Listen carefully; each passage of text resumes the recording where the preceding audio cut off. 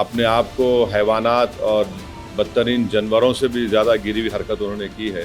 Tourist हैं, वहाँ पर एक पुलिस वाला नहीं है। तो इन कमीनों हरामजादों ने जो हरकत की, वहाँ पर नाम पूछकर गोली मारे, समुदाय पूछकर मारे। दहशतगर्द हमारे पड़ोसी मुल्क पाकिस्तान से आए, पाकिस्तान के ISI, पाकिस्तान के जो उनका इस्टेब्लिशमेंट है, उनकी पूरी तायीद और पूरी सपोर्ट उनको हासिल है। इन जालिमों से, इन कमीनों से जिन्होंने जिन 26 लोगों की जानें ली हैं, उनसे इंसाफ उसी वक्त होगा जब अकाउंटेबिलिटी भी फिक्स होगी। वो दहशतगर्द हैं, ISIS की आइडियोलॉजी भी चलने वाले कुत्ते हैं ये लोग। कश्मीर हमारा अटूट हिस्सा है और हमेशा रहेगा। ये जो हरकत किए ये कुत्ते, इनको सजा मिलना जरूरी है। देखिए, पहले तो मैं ये बात फिर से कह रहा हूँ कि जो आतंकवादी दहशतगर्दों ने जो बर्बरियत के मजाहरे किए हैं पहलगाम में, और वो नाकाबिले बयान है, वो तकलीफदेह हैं, दर्दनाक है, और जितना भी उसका हम कंडेम करें कम है,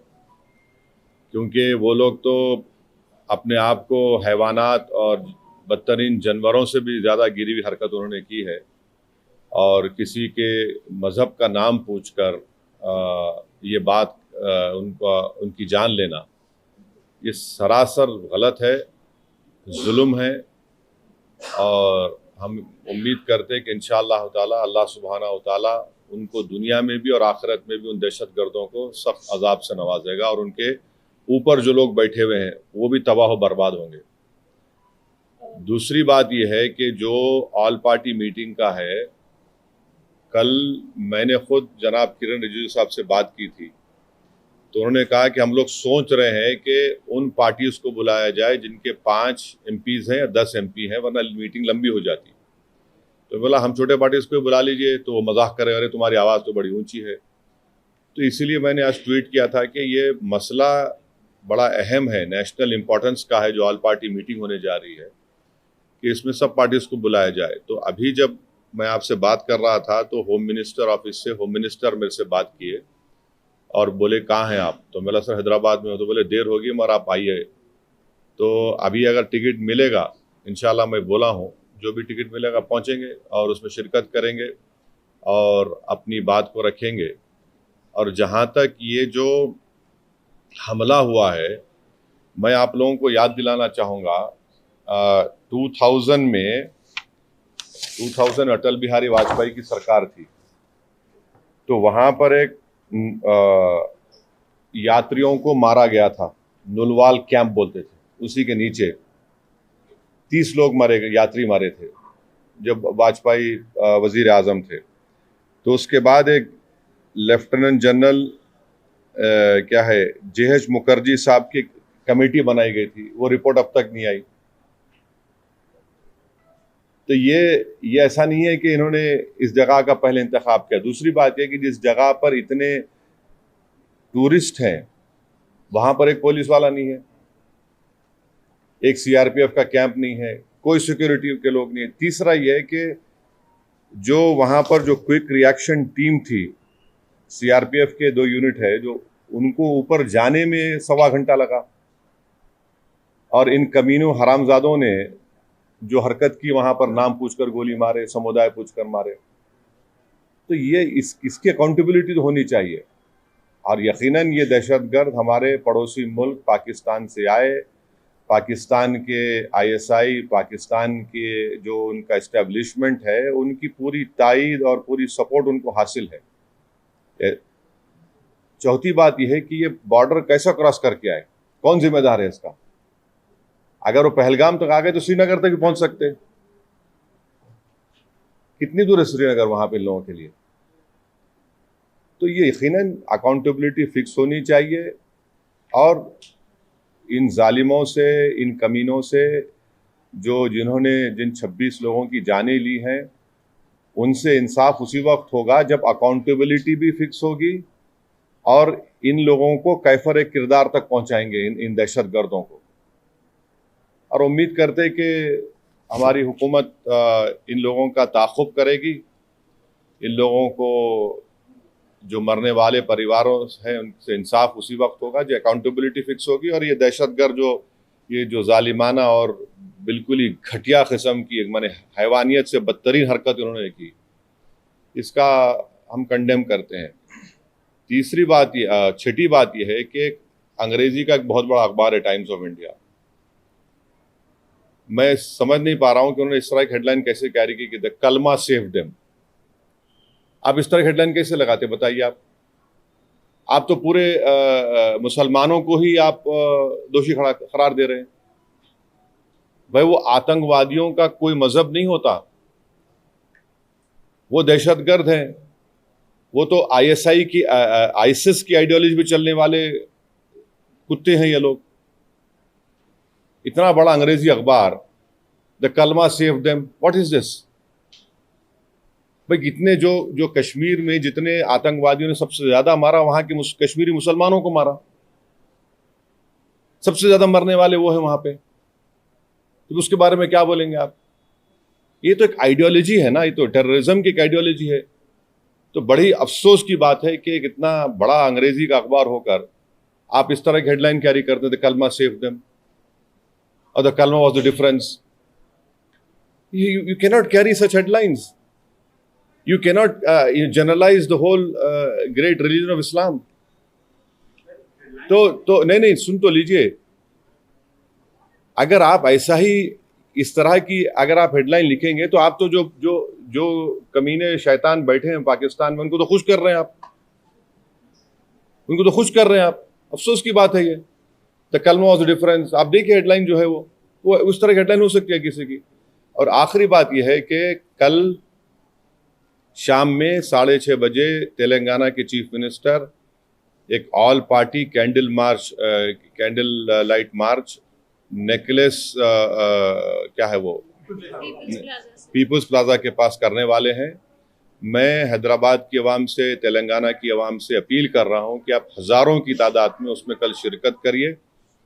हमको एक होकर इस अपने मजहब पे चलते हुए, उसके बावजूद भी हम इस बात का ख्याल रखें कि ये हमारे देश का मसला है, मुल्क का, वतन अजीज का मसला है। हम तमाम को वहाँ पर जमा होना है। चीफ मिनिस्टर खुद उसकी लीड करेंगे, हमारी पार्टी भी, हमारे पार्टी के एमएलएज भी, जितने हमारे मेंबर्स हैं, बल्कि जितने जो टेररिज्म के खिलाफ हैं और जो इस मुल्क से मोहब्बत करने वाले हैं, मैं उनसे उम्मीद करता हूँ कि वो हज़ारों नहीं लाखों की तादाद में वहाँ पर जमा हो। और हमारा वहाँ पर जमा होना ना सिर्फ हम खराज अक़ीदत पेश करेंगे उन मरने वाले ख़ानदानों को, बल्कि हम उन लोगों को भी पैगाम देंगे जो दहशतगर्दी के ज़रिए इस मुल्क में हिंदुओं और मुसलमानों में नफ़रत की दीवारों को और इजाफा करना चाहते हैं। तो टेररिज्म के ख़िलाफ़, भाईचारगी के ख़िलाफ़ और कश्मीर के कश्मीरियों के लिए भी हमको ठहर कर बोलना है। आप किसी एक इलाके के, कश्मीर हमारा अटूट हिस्सा है और हमेशा रहेगा, तो कश्मीर की ज़मीन पर बसने वाले लोग भी हमारे अटूट हैं, इनको भी हमको कॉन्फिडेंस देना है। अब आपका कोई सवाल है तो बोलिए, मुझे जल्दी जाना है एयरपोर्ट।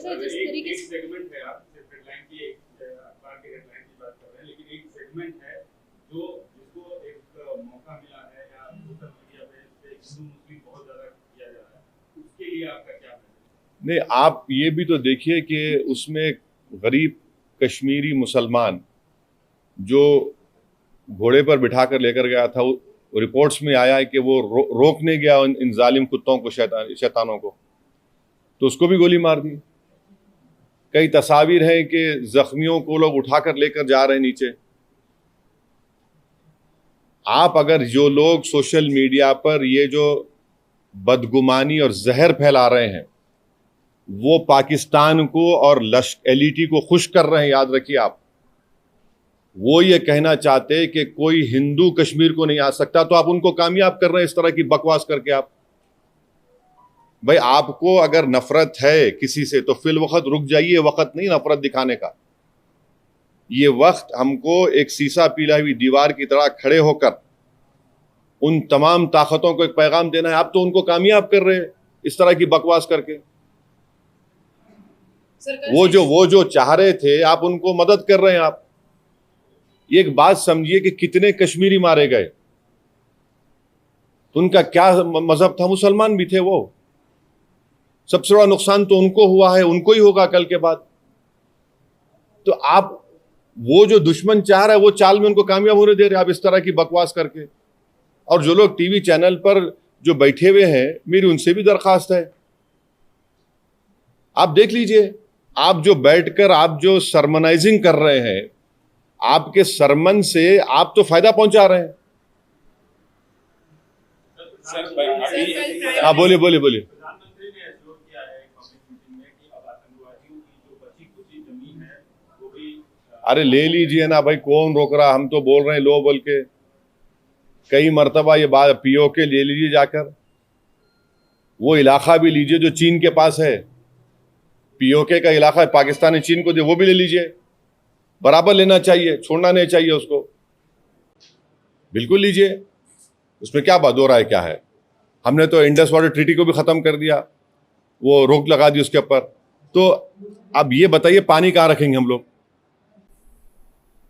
डैम बनाना पड़ेगा ना आपको, पानी कहाँ रखेंगे। दूसरी बात यह है कि झेलम चेनाब का मामला है, तो बागलियार हमने बनाया। अब ये जो चेनाब का मामला है पूरा पहाड़ी इलाका है, समझे आप, पहाड़ी इलाका है।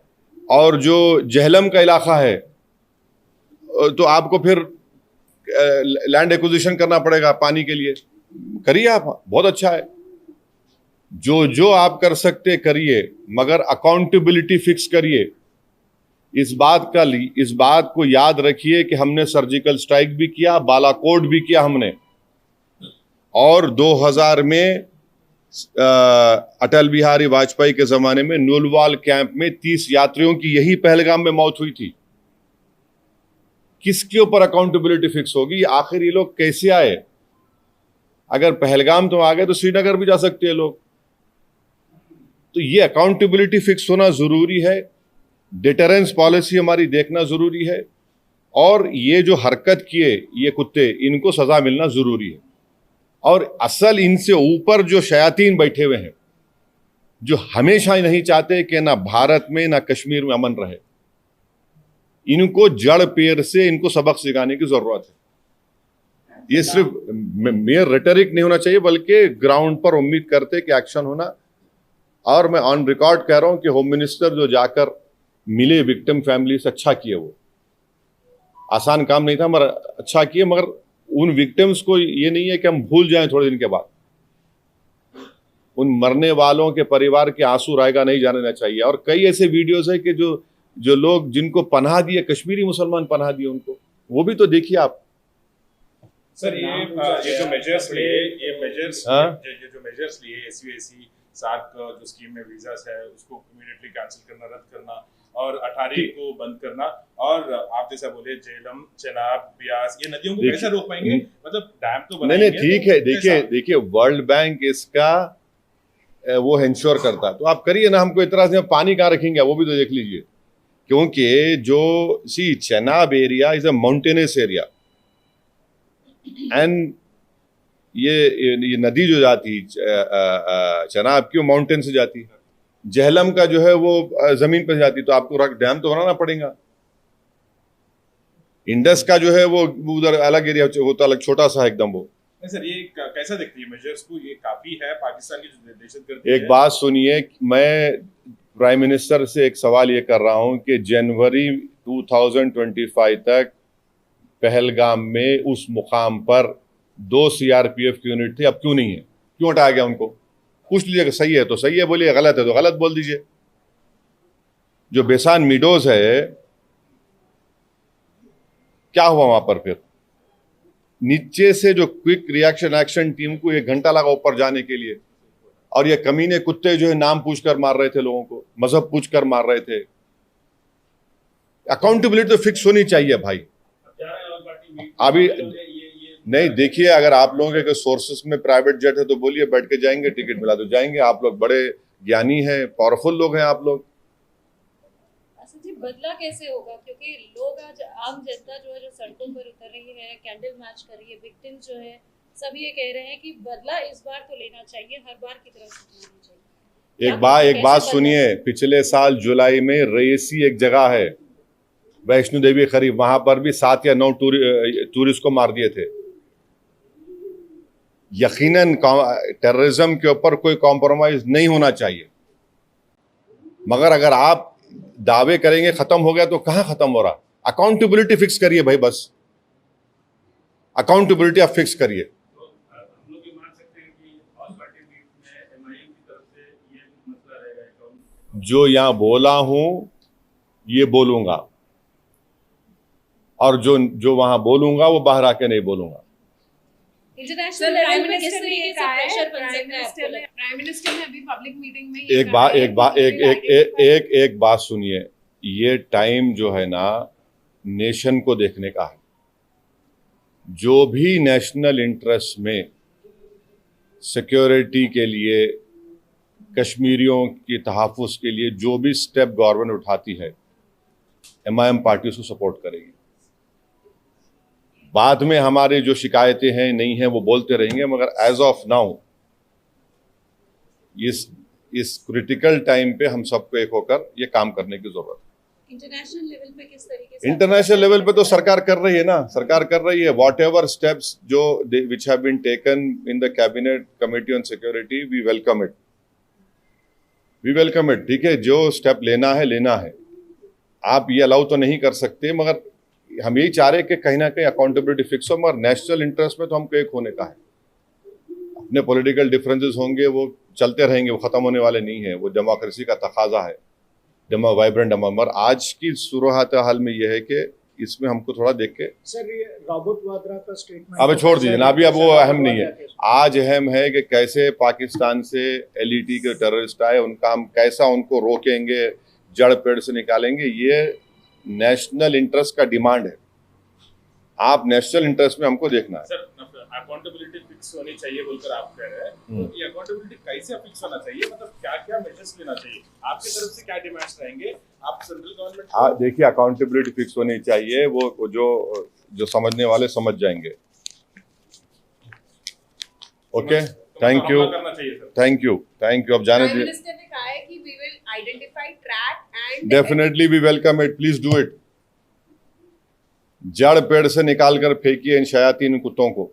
बोल रहे हैं कि मिट्टी में मिला देंगे। बिल्कुल मिट्टी में नहीं, बल्कि पहाड़ में मिला दीजिए उनको। आप चूरा चूरा कर दीजिए उन लोगों को। ये नेशनल इंटरेस्ट में हम कह रहे हैं आपसे, बिल्कुल रोकिए ना, रोकना चाहिए। मजाक है क्या? बोलिए आप,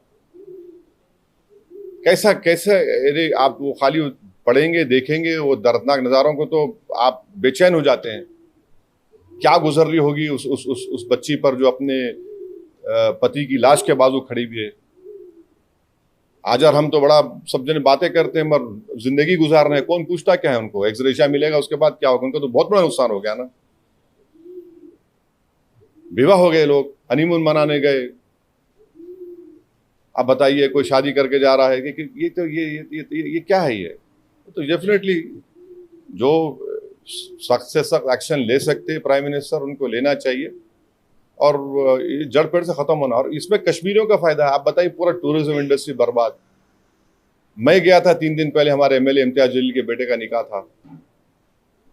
जगह नहीं है आपको वहां पर, श्रीनगर में इतने शादियां लोग आके कर रहे थे वहां पर। अब सब नुकसान होगा ना।